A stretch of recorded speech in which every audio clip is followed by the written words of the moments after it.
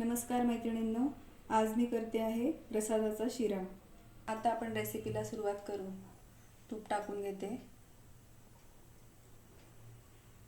पाऊण वाटी गाईचं तूप घेतलंय। आता रवा टाकून घेते। 1 वाटी रवा आहे। रवा चांगला परतून घ्यायचा आहे।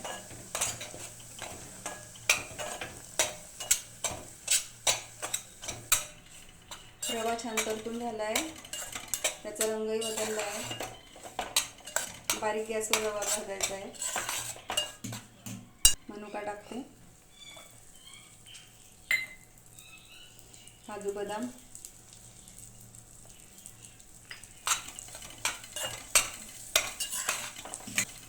आता दूध टाकते।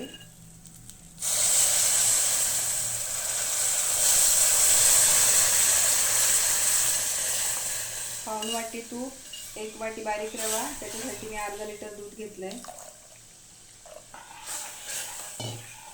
व्यवस्थित हलवून घ्यायचं, गोळे होऊ द्यायचे नाहीये। 1 वाटी साखर टाकते।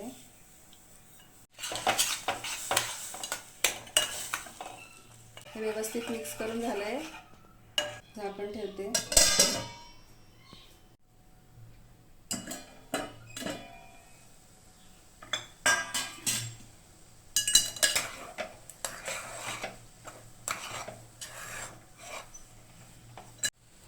प्रसादाचा शिरा तयार आहे। जायफळ पावडर टाकते।